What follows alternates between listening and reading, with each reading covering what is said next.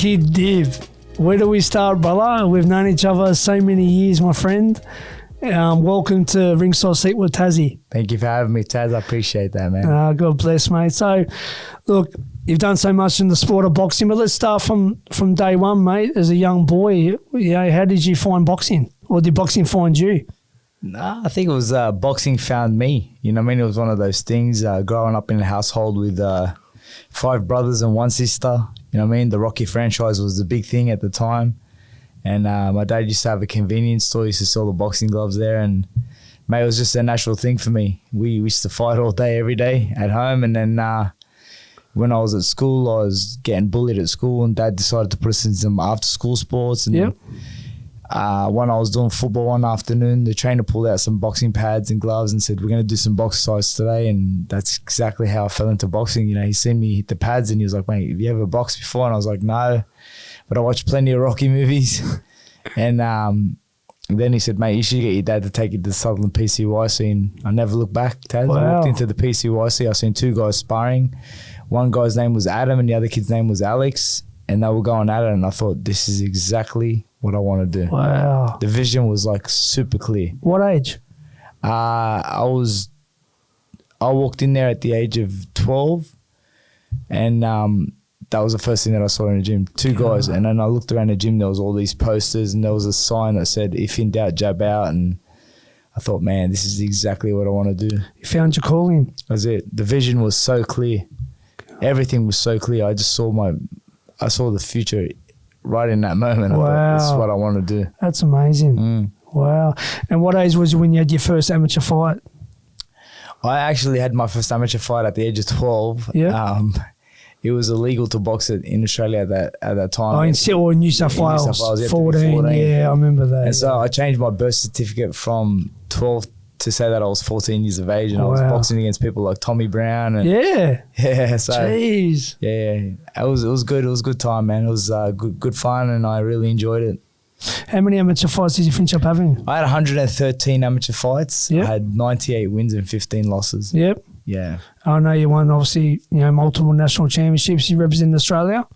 Yeah, I won 3 Australian titles. Yep. And I won numerous state championships and golden gloves and things like that. And so I think I actually beat a really good Tassie fighter. His name was Nathan Poley, I think. Yeah, he did. So I knew him. Yeah. I boxed him on a black tie event, which was really cool.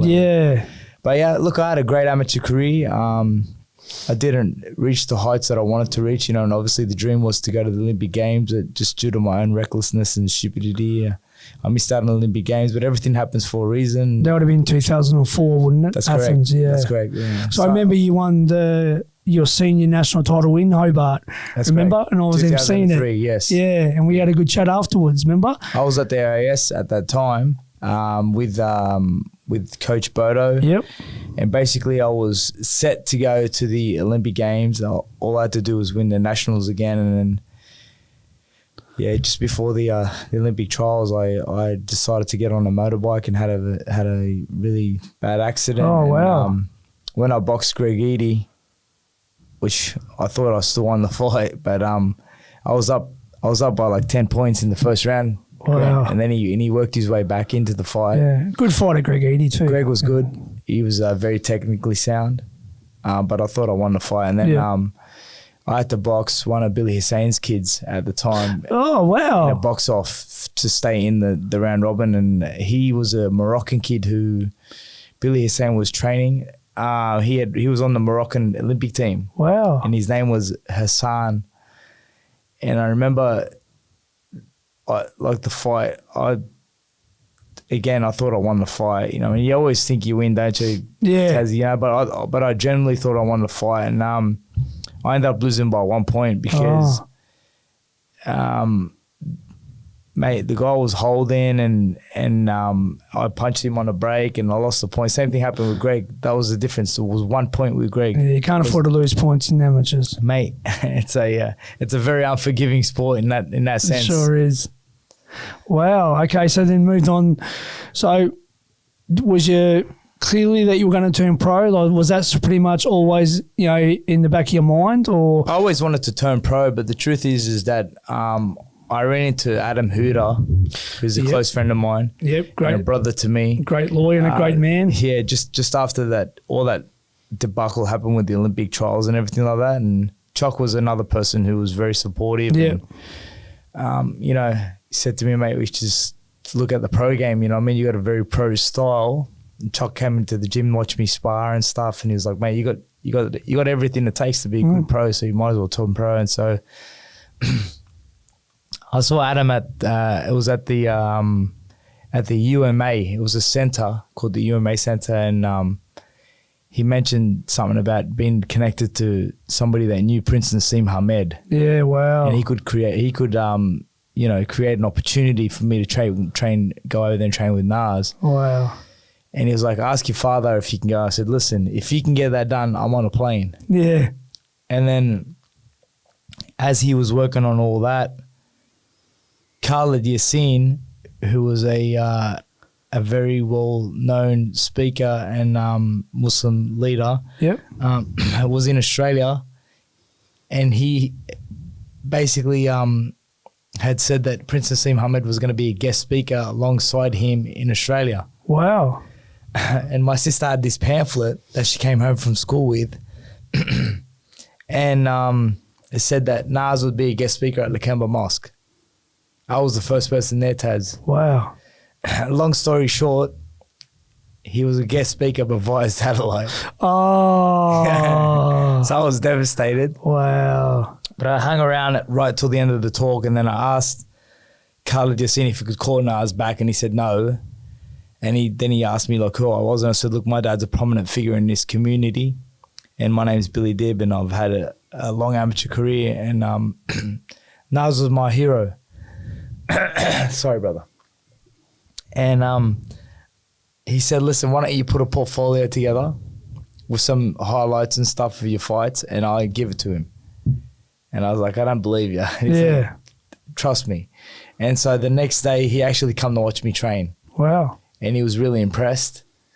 And he goes, Nas is going to love you. And I said, if you can make it happen, I'll be super appreciative. You know? Yeah. So he put me onto this company called One Islam Productions. A brother by the name of Sabay was there, and he helped me put together an amazing portfolio of my achievements, a write-up about how I felt about Nas, something really professional. Wow. And then he created a highlight video cassette, because at the time it was video cassette. That's right, yeah. And he wrote boxing champion, and he was a picture of me, like, you know, and then he sent it to Nas. Wow. We gave it to the Sheikh, and the Sheikh gave it to Nas. And a few days later, I got a phone call about a week after I had given the cassette video and the portfolio to the Sheikh. I get a phone call, and it was a really strange number, and I was like, it was only early in my life, so I had this really cheap phone number. Yeah, we all did. Yeah, and I answered the phone, and the person says, hello, is that Bilal? And I was like, this is Bilal. Who is that? And he's like, it's Prince Naseem. Far out. At Taz. I was going to have a heart attack. Oh, my God. I couldn't believe it. That was my childhood hero. I know. And you looked like, you fought like him too. I modeled my whole style on trying to be like Nas. I know. And he invited me to the UK. A week later, I was in the UK with him. What a story. And I remember being in him. He had this like steam room, and we'd sit in the steam room after training and chat and that. And he told me stories about like Derek Gaynor and all these fighters. Smoke. Yes, because they were all around his era. Yeah.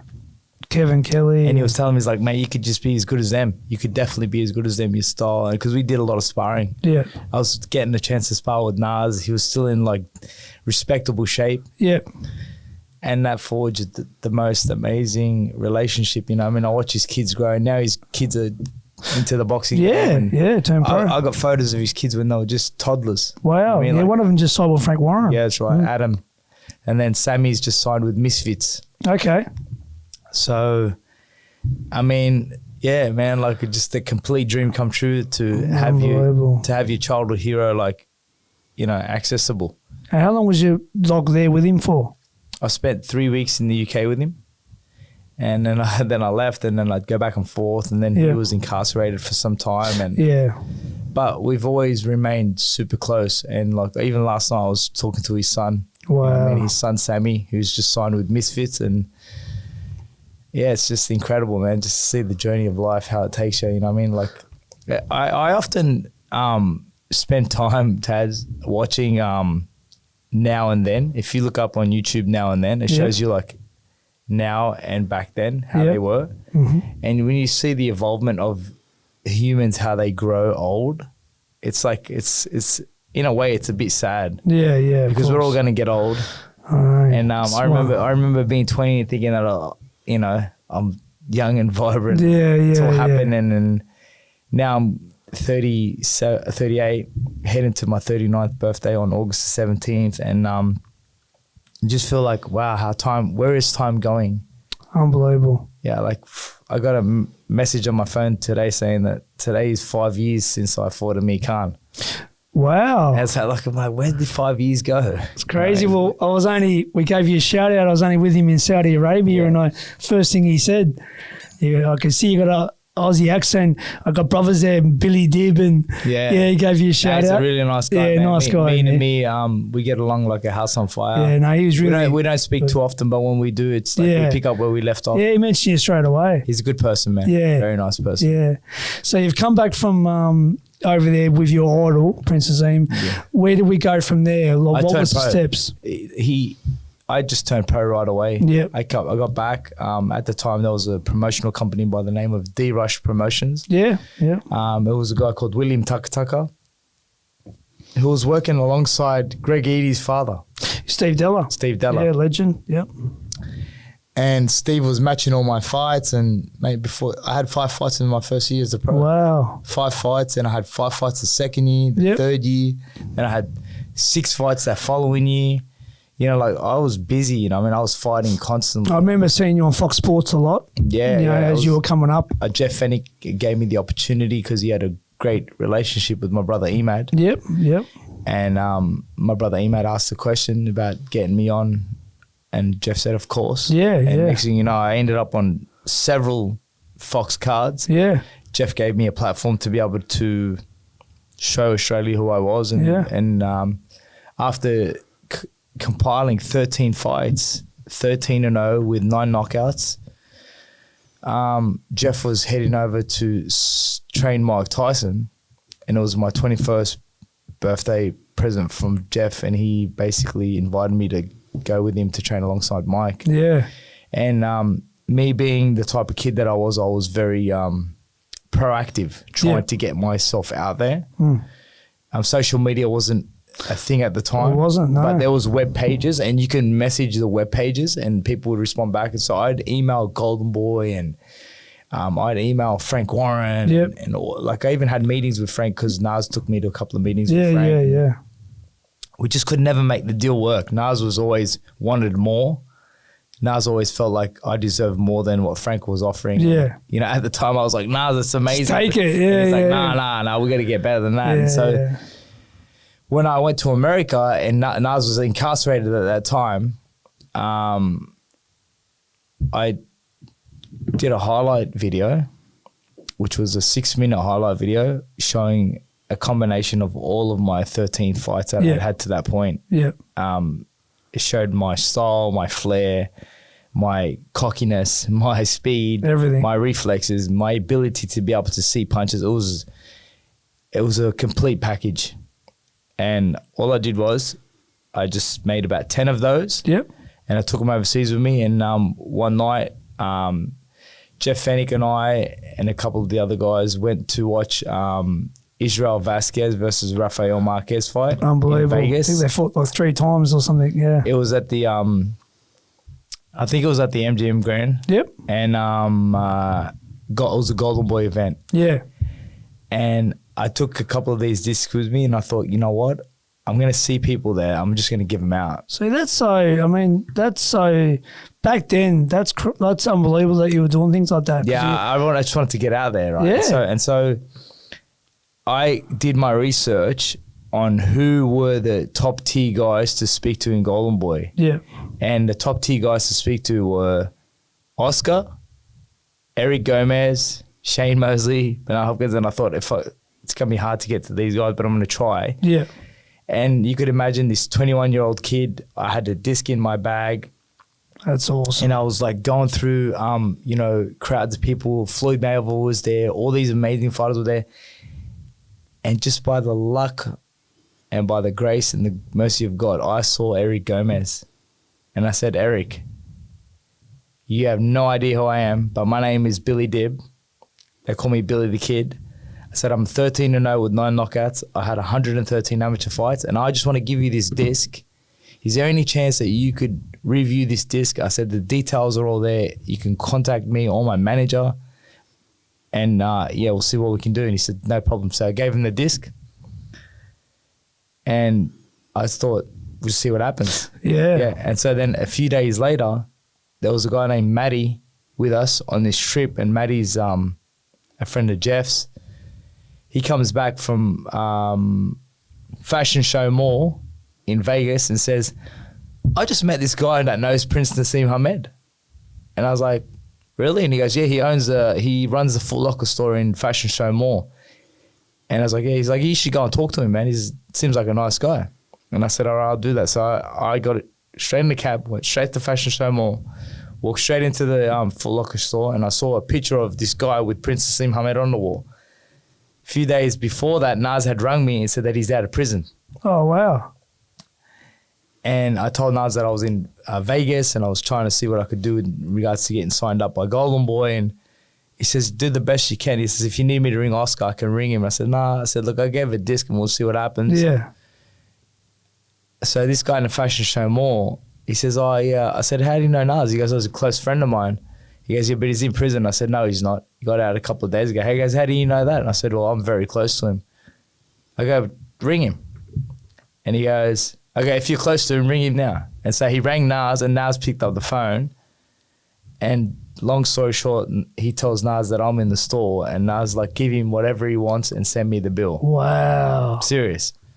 And I'm like, I don't need anything, Nas. Yeah. I'm just come to meet him because somebody told me that he knows you. Yeah. I just want that, make that connection.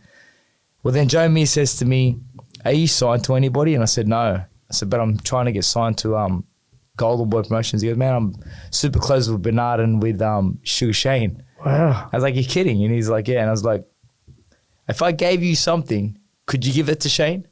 And he's like, yeah, for sure. I was like, how would you give it to him? He goes, I just posted it to him. I said, all right, so when you finish work today, can you come past Planet it was Aladdin's. Planet Hollywood now. I said, can you come past Aladdin's and pick up a disc from me? And he goes, yes. Wow. So I gave him my phone number. True to his word, he comes past, picks up this disc. Then he sends it to Shane. And then Shane rings him up and says, listen, tell that kid to come to Laverne, California. But I'm in Vegas at the time. And so Joe Mee says, listen, we need to go to Laverne because now Shane wants to meet you. And I was like, well, can I speak to him? And he goes, yeah. So I get on the phone with Shane, and Shane's like, listen, I've seen the highlight video. Like, you got incredible reflexes and speed, and you definitely need to come out. And I was like, serious? And he's like, yeah. And I'm like where to? And he goes, come to Laverne and spend a few days with me in Laverne. And I was like, oh my God, this is incredible. He goes, is your trainer with you?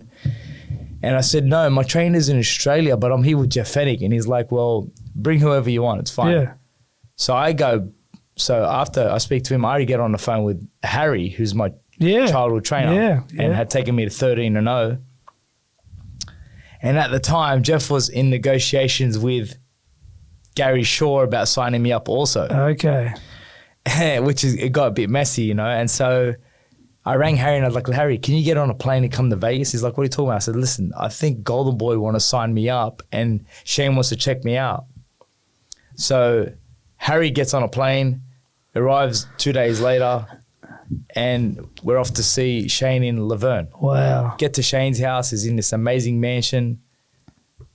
Like, just incredible. Sugar Shane. Walk into his house. He's got the most, like, all memorabilia everywhere. And I'm like, oh, man, this is insane. I was in, like, heaven. Yeah, of course. And he had a swimming pool, and he had a basketball court, and he had Dodgem cars. And like, it was just unreal. And then he says, listen, you want to go to the gym? And I was like, yeah, sure, man, let's go. We had just taken a 3-hour drive from Vegas to Laverne. Yeah. Anyhow, we get to the gym, and I'm thinking that he just wants to watch me train. Yeah. You know, I'm gonna warm up, and I'm gonna do some pads with Harry, and he's gonna assess me, and that's what I thought. I had no idea. We drove to Pomona, California, which was his gym where his father was training him. And I started getting ready, and then I looked to my right, and I'm like, what's he doing? He's taking his top off. He's putting Albolene on his body. He's getting creamed up and everything. And I'm like, Shane, what are you doing? And he's like, I'm getting ready. And I'm like, for what? And he's like, to spar. And I'm like, you and me? And he goes, yeah. And I'm like, you want me to spar you? And he goes, yeah. And I'm like, oh my God, this is unbelievable. I can't believe it. And Taz, I swear to you, when Oscar De La Hoya fought Shane Mosley in their first fight, I was just a kid. Of course. And I remember ringing my trainer and I said to him, Harry, do you think I could ever be as fast as Sugar Shane Mosley? And he's like, you can be as fast as you want to be. Wow. There's no limit to how good you're going to be. You're going to be great.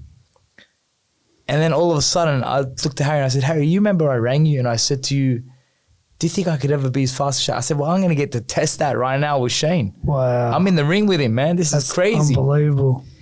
And so, Taz, Harry says to me, just go out there and show him how good you are. Yeah. And I was I tightened up.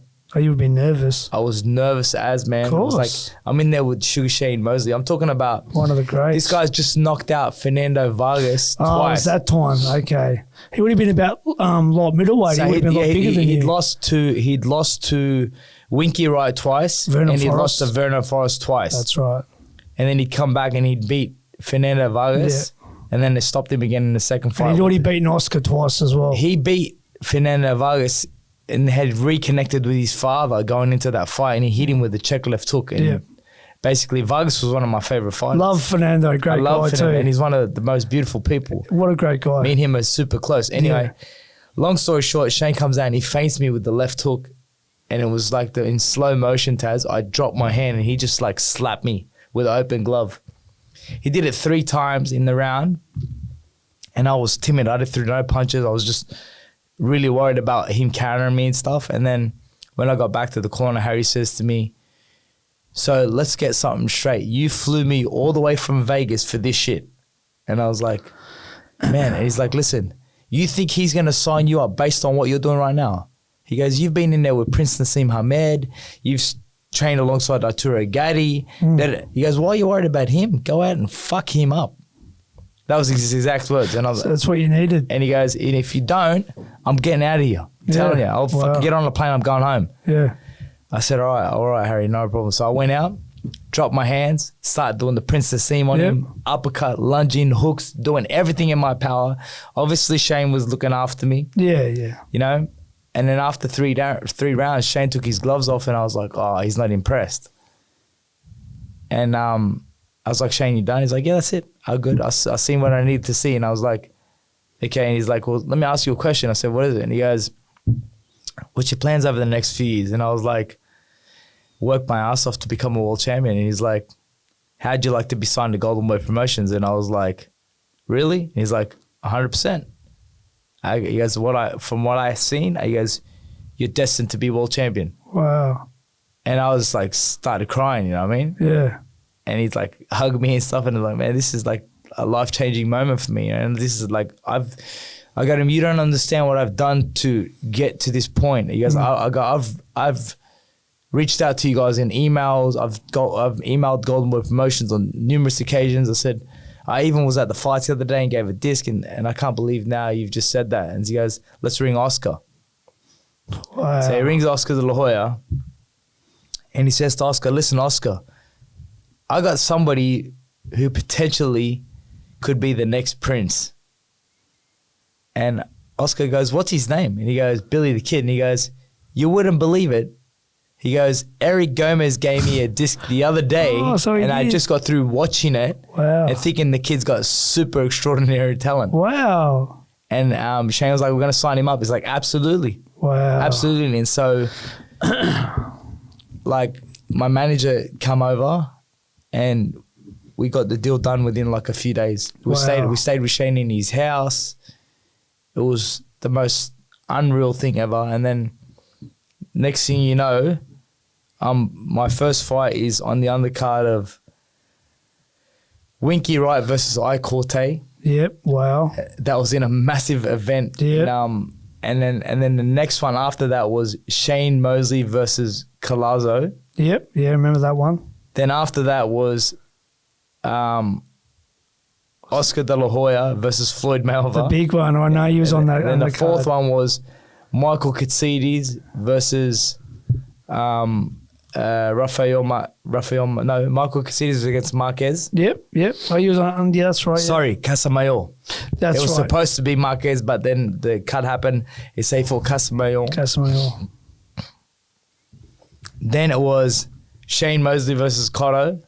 Wow. And then it was Hopkins v. Pavlik. That's right. I remember that one as well. And I fought Stephen Loeveno in a lackluster performance. I lost for the WBO world title. Your first title shot, yeah? No, second. I just beat Morali. Yep. So I come back to Australia and was blessed with the opportunity to appear on Anthony Mundine's undercard against... In Newcastle? Against Crazy Kim.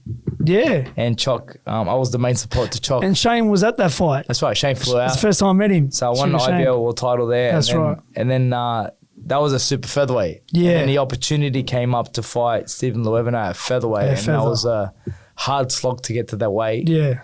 And, in a lackluster performance, I lost a close decision to Stephen Loeveno. Was he with Robert Garcia then? He was. Yeah. That was Robert's first world champion. It was, yeah. Then I went on the rebuilding period and connected with Billy Hussein. Billy Hussein, our brother. 10 fights later, I get to after 9 fights, I'm ranked number 1 in the world. And I get an opportunity to fight Mikey Garcia for the vacant IBF featherweight world title. So we go into negotiations and we were going to outdo them at the bid. And so Mikey Garcia's team decided that they weren't going to fly Mike to Australia and they were going to pull him out and he was going to go in another direction. Yep. So he went off and fought for the WBO world title. And I fought Jorge La Sierva for the IBF, the vacant IBF world title. And basically shut him down in probably the greatest performance of my boxing career. I was there that night, Bill. It was an awesome night. Michael Jackson theme. Yeah. It was a great. I remember being in the change rooms with you afterwards. Billy saying, Maz, Hussey. Such a great night, mate. Yeah, so it's a moment that I'll hearing Choc talking about him beating Antoine Eccles. That was my moment. Yeah, it was. Yeah. And that solidified me in the history books. Oh, yeah. Alongside some of the greatest fighters to ever do it. That's right. Johnny Famechon, Jeff Fennick, to be mentioned in the same sentence as them as a featherweight champion from Australia. Yeah, Les Trellis, Barry Michaels, all held the IBF super featherweight. But they were at super featherweight. Yeah, he was a featherweight. That's and right, of course. Jeff Fennick and Johnny Famechon were champions in the featherweight division. And to be mentioned alongside the greats for the rest of my life. Yeah. And to be able to walk into any gathering and people say, there goes the champ. Yep. Hey, champ. So they say, once a champion, always a champion. So, I don't think I reached the heights that I wanted to reach, but I got there. I achieved what every kid who laces up the boxing gloves it wants to achieve. I got that world title. Not many do it, Bill. Like the amount of fighters that there are in Australia, only a few reach the mountain, and you've done that, and that can never be taken away from you. No, it's an incredible feeling, and like a lot of people suffer losses in their boxing career, Taz. They lose their world titles, and then they suffer like lots of losses, and they're trying to get it back. In my career, I had 6 losses, but all of my losses were at the top of the mountain. Yeah. All in big fights. I never lost a fight in a 10-rounder or 8-rounder or anything. No. I only ever lost against the best in the world, and that was Stephen Loeveno, Gradovic twice, Yep. Takashi Miura, Tevin Farmer, Yep. and Amir Khan. Yeah. Not a bad. Yeah, so Not a bad list. I tried to mix it up with the best of them. Mate, you did, Bill, and you're very respected in America. I've been blessed to be over there a bit lately, and mate, every time I'm talking to someone, you know, your name comes up, man, Billy the Kid. I'm like, yeah, I'm very close to him, and it's crazy, bro. Actually, was speaking to Ben Damon a few days ago. Yep.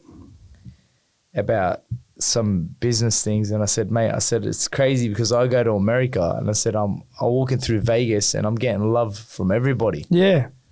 I go, but this country that we live in is built on tall poppy syndrome. It's different. They build you up to bring you down. Yeah. They don't want to give you your flowers, as Chuck was saying. That's right. They don't give you opportunities to be on the networks, you know, talking about sport, and you know, you see people who don't know nothing about boxing talking about boxing. Yeah. You know, people who are out there making podcasts talking about sport that don't know nothing about sport. That's right. Yeah, and true. then you got these guys who we paved the way for others. Yep. You know, like Mundine, Danny Green, Jeff Fennick, Costa Zoo, they paved the way for people like me. You know what I mean? And it's like, give us our opportunity to be able to be that for the people that are coming up now. You know what I mean? It's something that annoys me too, Bill. You know, people get the jobs, you know, the cushy jobs, and even someone like myself, I mean, you know, I had fights, I'm a good talker. I'd love to be on Fox Sports talking boxing, but they give it to these little journalists and all these little guys that wouldn't know a left hook from a fish hook. Look, man, it is what it is. I don't like to bag anybody, you know what I mean? I just say that's the way the cookie crumbles, but you know, it's like, I like to think that I could be an inspiration to the guys coming through now. Yeah. You know what I mean? Like, if Billy Dib can do it, then I can do it. 100%. And I like to build people up. I don't like to bring them down. No. You know what I mean? Like, if somebody says to me, I want to be champion like you, I said, I hope you can become a better champion than me. Yeah. I want you to be better than me. Forget trying to be like me. That's be right. better. Outdo me. You know, and you got great guys like Sam Goodman, who's on the cusp. You got the Maloney brothers. You know, you got George Kambosos, you got Timmy Zhu, you know, and you got all these other Joe Pataya, Liam Paro. Oh, man. Liam, unbelievable. Great, what a great win. Liam Paro, Jaya Pataya, you know, so like boxing in Australia is healthy at the moment. Yep. And then you got, you know, my brother's fighting Liam Wilson. Shout out to Yui. Good luck. And you know, obviously a good win against Liam can catapult him into a great opportunity, maybe against George Kambosos. So, you know, the lightweight division's stacked. Yeah. And things are happening. Things are unfolding. But Australian boxing is definitely in a healthy place at the moment.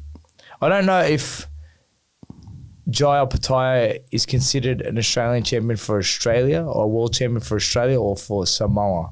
So I'm not sure how that works. But, like, you know, when you say Australia has X amount of world champions, does Jaya Pataya sit in that conversation, you know what I mean? Because I know that he represents the Samoan heritage as well. So but I mean, he represents Australia at the Olympics. So great fighter, man. So great fighter. Listen, by far the best in that division. I said, he's leaps and bounds. He can go to heavyweight one day. I believe he can do what Usyk done. He might. Yeah, he might. Can. Why not? Yeah. Why not? Yeah. That's it. So where are we at now, Bill? In your life, you've obviously went through some heavy stuff the last few years, mate. You know, you've beaten cancer, which is unbelievable. How are you feeling now? Yeah, everything's in good. Look, I think alhamdulillah. Life is strange at times, you know what I mean? And you know, I've been through a lot of things in my life. I've had highs, I've had lows, you know, I've lost loved ones. And, you know, and then to be diagnosed with cancer myself, I mean, that was something I never expected, Tats, because I'm a healthy person. I live my life healthy and clean. And to be diagnosed with cancer was a bit of a slap in the face, but I just was like, you know what, this is all a part of God's test for me. And I was at peace with that journey. I was at peace with it. I never complained. I never cried about it. I did cry, but I never cried about, why did you do this to me, God? Never said that, because I was like, why not me? What makes me any better than the person that's next door to me? Yeah. I'm no better than that person just because I won a world title. That's sport. God doesn't care about sport. Nah. You know what I mean? That doesn't elevate you in any way. Yeah. That elevates you in this life. Yeah. But not in the next. That's right. You know what I mean? To God, it doesn't mean anything if I won a world title. You know what I mean? That's just what I set out to do as a kid. But with the cancer journey and everything, what I've tried to do is elicit the learnings during that time. There was a lot of learnings that I took out of my boxing career. There was a lot of learnings that I took out of my cancer journey.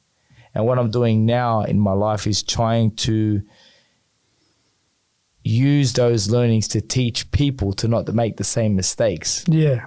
Like, people ask me about my boxing career all the time, and I said, if I can give anybody advice, whether it be in business, sport, whatever it is that you're doing in your life, is that never allow anyone to manage your success. Yeah. Because no one will ever manage your success the way that you will. That's right. Right? And with the cancer journey, I basically have put it out there that if anybody's going through that journey and they're suffering and they need support, well, I'm there. I'm there, and I've been through that journey, and I know a few tricks that can help along the way. Yeah. So, and I think that's what life is. I think the biggest travesty in life is that people go through certain things and don't share it with others. That's a travesty. That's right. If you go through something and you know it's going to benefit others, well, it's important that you share that. Be open. And that's why I was really open with my cancer journey. I wanted to show people that no matter what you're going through, you can overcome it.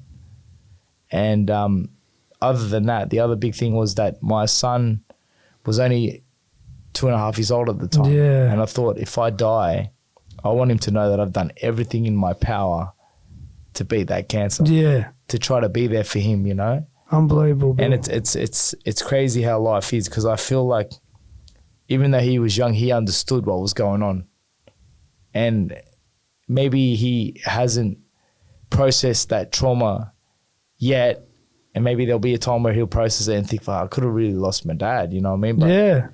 So, but that's life, and that's the journey that we go through. And as I said, you know, for me, it's about helping as many people as I can before I check out. Inspirational, Bill. Unbelievable. Like, at the time, I was thinking of you and praying for you, and as I said, we've known each other for a long time, Bill, and got so much love and respect for you and your family. And I'm so happy you come out the other side of it, and here you are now. You're looking good, you're looking fresh, looking sharp.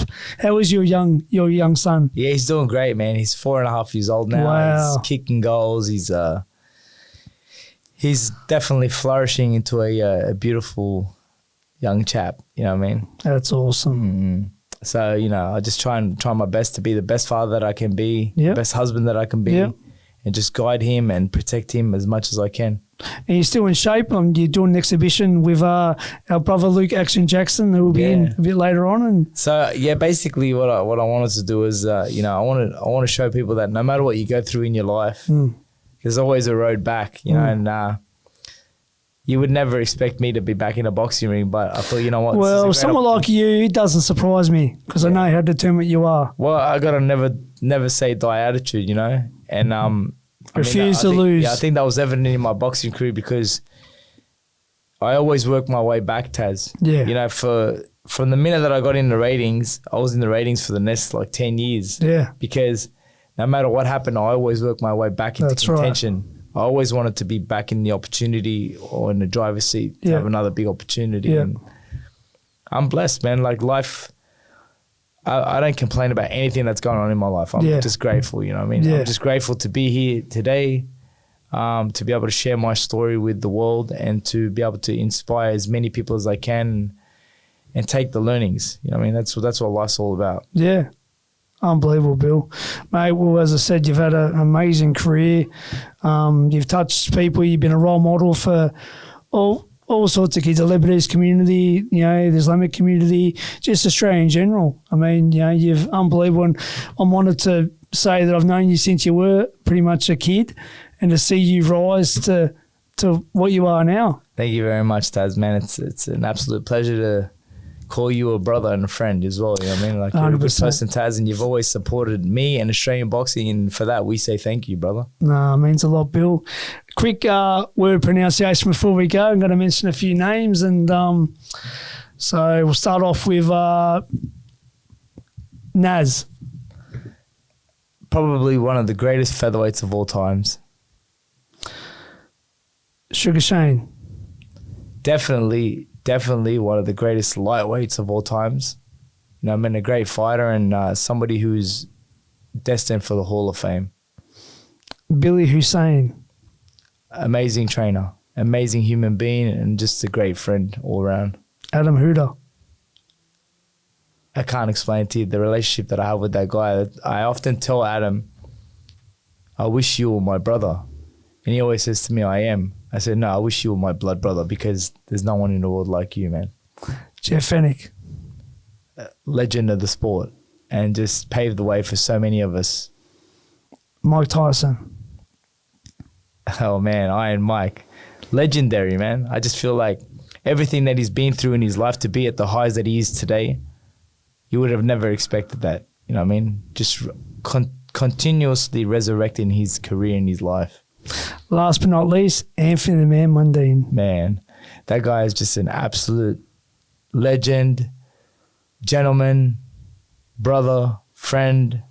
You know what I mean? The relationship that I share with Anthony Mundine since I was a kid. I met Anthony when I was 17, and the way he's treated me and the way he's nurtured me and looked after me from that time is just second to none. Billy the Kid Dib, former world champion, legend, great guy, great person. Thank you for sharing the ringside seat with Taz. Thank you so much, Tazzy. I appreciate that. Thanks, my brother.